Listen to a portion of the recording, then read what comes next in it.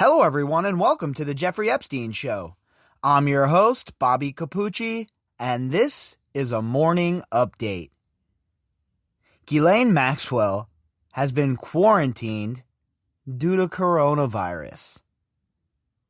According to reports, she has been exposed due to a jail staff member who has the coronavirus.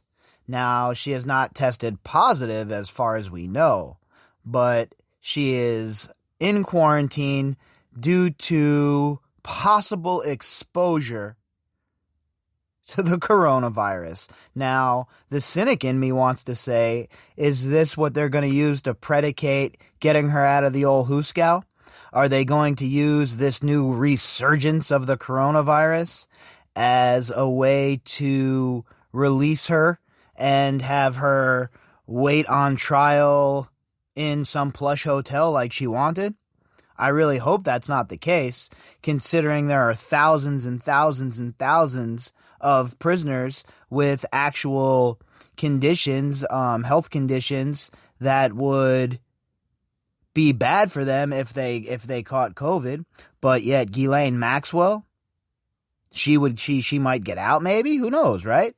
But the point I'm making is, she definitely shouldn't be shown any sort of special treatment when there are other inmates that might have comorbidities that make them way more susceptible than her, but yet they're left to rot. And Ghislaine Maxwell, well, let's hope that that isn't the scenario that we're talking about down the road. Obviously, we're not there yet, and it's the cynic in me that says that, but when you're dealing with this case and you've dealt with what we have dealt with for, the past year, just in the time we've spent together, but decades really of, people who have been involved in this case, from, the lawyers to the survivors, there's always another curveball on its way, it seems like. So would I be shocked if they try and use this to get her out of the old Kanski? Absolutely not. I would not be shocked if we hear in the next day or two her legal team and her people like Basham and the rest of those kind of folk pining to get her sprung from jail now that the coronavirus is surging. I mean, that is right from their playbook, isn't it? Talk about a technicality, right? So I guess we'll have to see what comes of this, but I am not too comfortable with the fact that she's already in quarantine, and it sets it up real nice for them to come out firing and talking about getting her out until she goes to trial, etc., etc. But again, that's not definitely the case, right? It might just be that she was exposed to a staffer who has coronavirus, and she is being quarantined for, the following typical procedure when somebody is exposed. And the cynic in me might be completely off, right? But it's hard not to be cynical when we're dealing with this case. So let's jump into the article from CNBC. The author of the article is Dan Mangan. Headline: Alleged Jeffrey Epstein procurer, co-conspirator, fellow child abuser, general all-around scuzzbag and bipedal serpent, Ghislaine Maxwell in jail quarantine after possible coronavirus exposure. Boy, it really would set the stage perfectly for them, huh? I hear Weinstein is next in line, right? That'll be the next one. Ghislaine Maxwell, the British socialite, co-conspirator, fellow child abuser, general all-around scuzzbag and bipedal serpent, charged with abetting Jeffrey Epstein's sexual abuse of underage girls, is in quarantine in a New York City federal jail after possible exposure to a worker there who tested positive for the coronavirus, prosecutors said Monday. Wow. So the prosecutors have come out and said that she is in quarantine and that she was exposed to this worker in the jail who has tested positive. Maxwell tested negative for COVID-19 using a rapid test last Wednesday.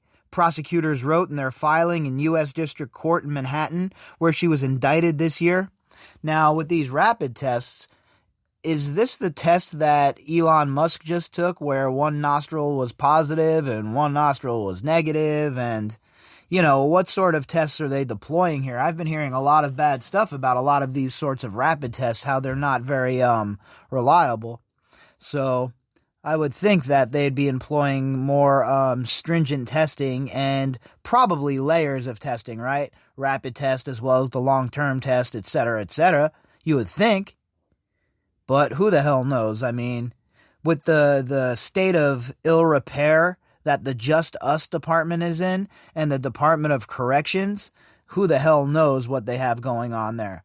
And we know that the coronavirus has raged through a lot of prisoner populations. So that definitely is a reality. It does rage, but it shouldn't really affect somebody like Maxwell, who is away from the rest of general population.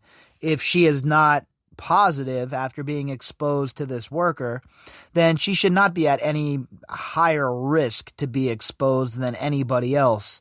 So I don't think the court should grant her any sort of favorable conditions, right? And you would hope that the court wouldn't do that. But how many times have we seen a court make an absolutely ridiculous ruling? So I just hope that that's not what we're getting set up for here. As with any other quarantined inmate, the defendant will remain in quarantine for 14 days, at which point she will be tested again for COVID-19. Prosecutors wrote in their letter to the judge in Maxwell's case. So, again, I guess layers of testing, right? She tested negative now. She'll quarantine for 14, and then she'll be tested again.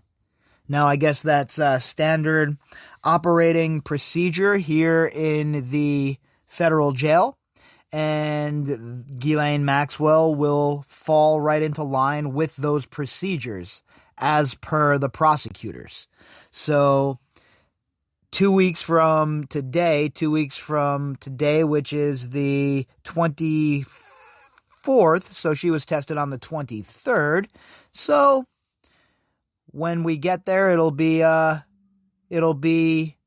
the answer. It will be, does she have it or doesn't she have it, right? According to these tests.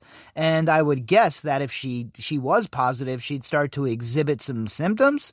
Then again, maybe she's asymptomatic. It's all super confusing, right? The whole entire COVID thing, you can't get a straight answer from anybody. Follow the scientists. All right, which scientists? Your scientists that are part of your tribe, or the scientists that are part of this tribe, or the scientists that are just trying to tell the truth and nobody wants to listen to them? Which scientists? So again, it's really confusing. And who the hell knows with these tests, right? I've heard a lot of conflicting evidence on the accuracy of these tests even. So I guess we'll have to see. If that test is negative, she will then be released from quarantine. Now, not to be, make a light of the situation or anything, but what does that even mean, from quarantine? Isn't she already in solitary confinement? Nobody's visiting her anyway, just the staff, right? And isn't that where the possible exposure came from? So she's basically was in quarantine when she was possibly exposed as it is. So I don't even know what that means. She's in quarantine. Where do they put her, below the jail? I mean, that's where she belongs, even not quarantine withstanding. Put her below the jail, totally fine with that. But it seems kind of counterproductive here, right? Prosecutors said that a staff member assigned to work in the area of the Metropolitan Detention Center in Brooklyn, where Maxwell is housed, tested positive for the coronavirus last week. So this worker tested positive last week.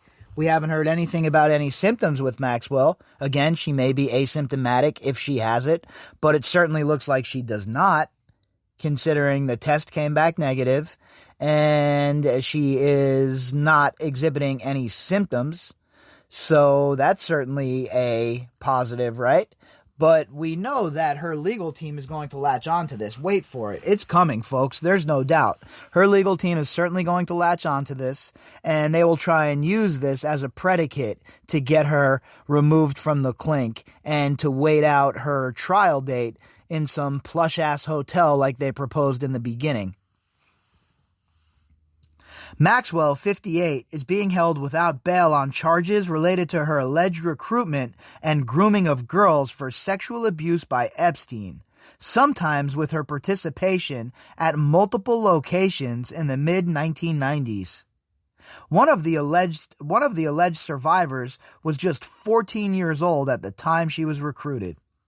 And again, these aren't the kind of crimes that you should be getting out of jail for, even if COVID is raging, considering people who don't have comorbidities are more than likely going to be okay. And if Ghislaine Maxwell didn't make the choices that she made, she wouldn't have to worry about being quarantined in some jail during a pandemic. She could be riding it out like the rest of the elites in some bunker somewhere. She could be hanging out up in Montauk.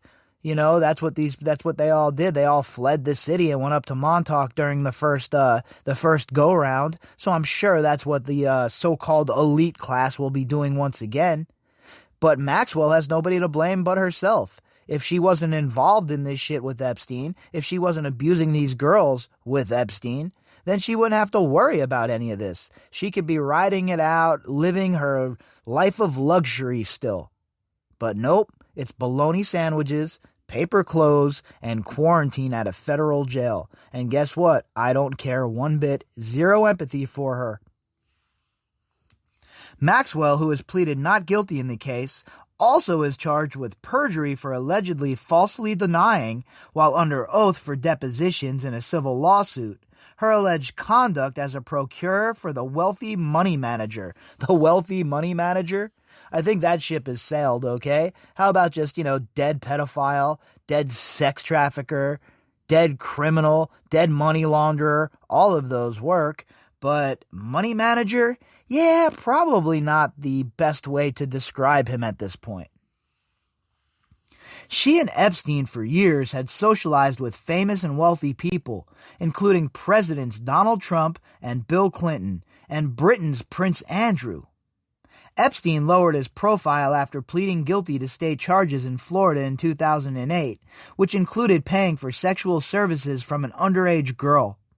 He served 13 months in jail in that case, but was free for much of that time on work release.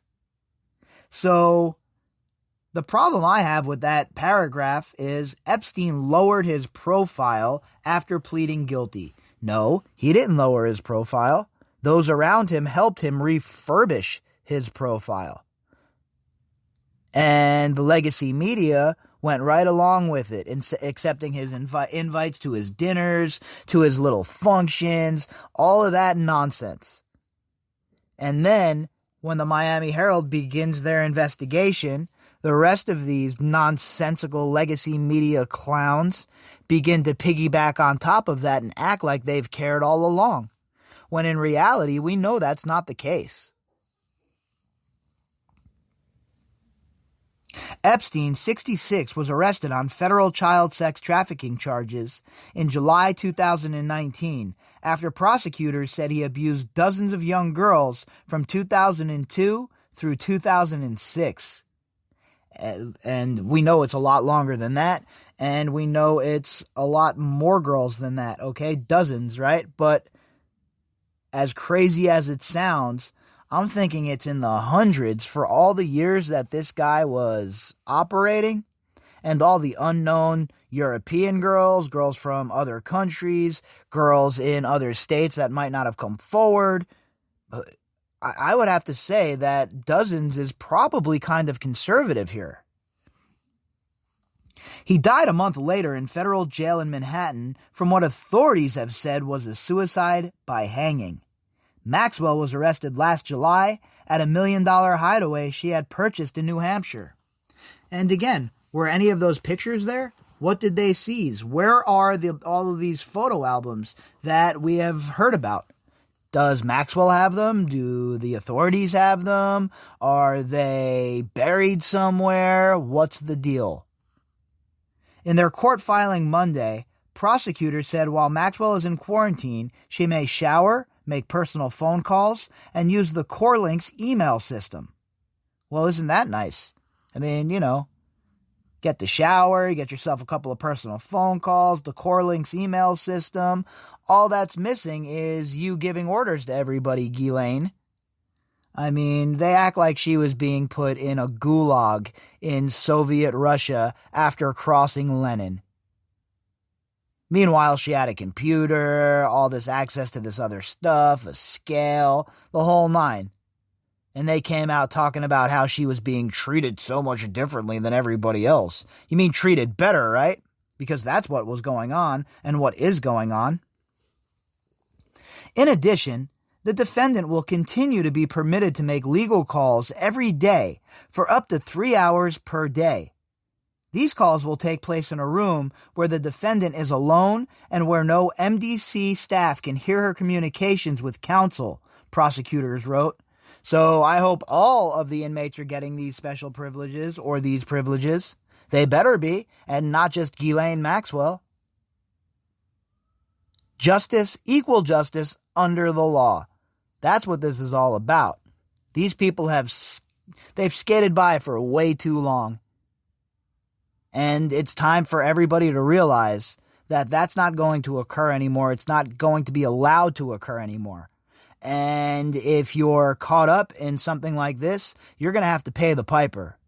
You're going to have to live with the decisions you made. You're going to have to live with the fact that you're going to spend the rest of your life in prison for ruining countless lives. No more sweetheart deals, no more non-prosecution agreements, and no more good old boys club in the back room yucking it up. On November 18th, 2020, the government provided the MDC with a laptop for the defendant to use to review material for her upcoming trial, the letter said. During quarantine, the defendant has been and will continue to be permitted to use that laptop in her isolation cell to review her discovery for 13 hours per day. Now, that's interesting, to review her discovery. So is it just documents and PDFs, or does she have access to the internet, right? I highly doubt it. But do all of the inmates have this same access to a computer for 13 hours per day? Are they able to go through their discovery for 13 hours per day? Or are they able to talk to their court-assigned attorney for the 3 hours a day? They'll be lucky to get in touch with their court-appointed attorney a couple times a week, maybe. And that's not really, a slight or a knock on the court-appointed attorneys. They're handling their caseload as well as they can in most cases. But it's the system itself that's broken. If you don't have any dough, you ain't getting this computer privilege. You ain't getting none of this shit. And if you get sick, who cares? You're going to rot away in the infirmary with the rest of the poor people. Meanwhile, Ghislaine Maxwell is pounding away on her computer in the laps of luxury in her quarantine cell, crying all the while that she is being treated differently than everybody else. Oh, you're right. You're being treated differently, but in a fashion that is much better than the way other people are being treated. And with this whole entire COVID situation now, well, again, I really hope that we don't see this as them making their move here, right? Predicating her release on this COVID stuff and the fact that she's already been in isolation and she could have come in contact with it. And in interest of her health, I think it's a great idea that she's released on bail. That's going to be the argument. The question is, how long will it take for her team to formulate that argument? I give it a couple of days at best. Hopefully, that'll fall on deaf ears when they make that argument, and Ghislaine Maxwell will stay in prison and she'll continue to rot away as she awaits her trial and her judgment by a jury of her peers. If you'd like to contact me, you can do that at bobbycapucci@protonmail.com. That's BOBBYCAPUCCI @protonmail.com. You can also find me on Twitter at BOBBY_CAPUCCI. All of the links that go with this episode can be found in the description box. All right, everybody, thank you, and I will catch you later on.